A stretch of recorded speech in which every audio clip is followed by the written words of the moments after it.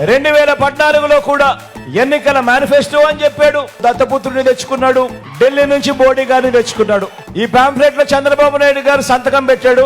ముఖ్యమైన హామీలు అని చెప్పి దీంట్లో రాశాడు. ఈ పాంఫ్లెట్ ప్రతి ఇంటికి పంపించారు. ఇందులో వీళ్ళు రాసిన విషయాలు: రైతులకు రుణమాఫీ చేశాడా?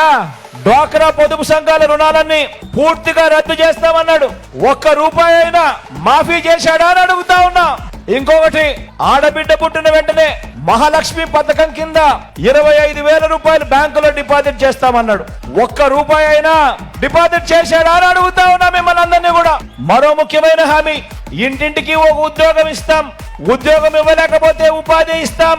ఉద్యోగం వచ్చే వరకు నెల 2,000 నిరుద్యోగ భృతిగా ఇస్తాం. అంటే ప్రతి ఇంటికి 1,20,000 ఇచ్చాడా అని అడుగుతా ఉన్నా మీ అందరితో కూడా. అర్హులైన వాళ్ళందరికీ 3 సెంట్ల స్థలం కట్టుకునేందుకు పక్కా ఇల్లు.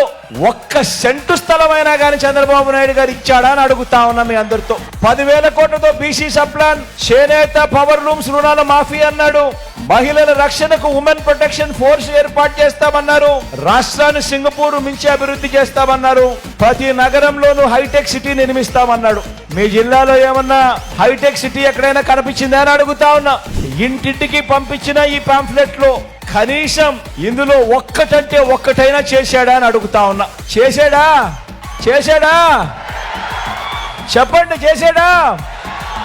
ఇలా ఇలా ఇలా ఇలా ఇలా ఇలా ఇలా ఇలా ఇలా ఇలా ఇలా ఇలా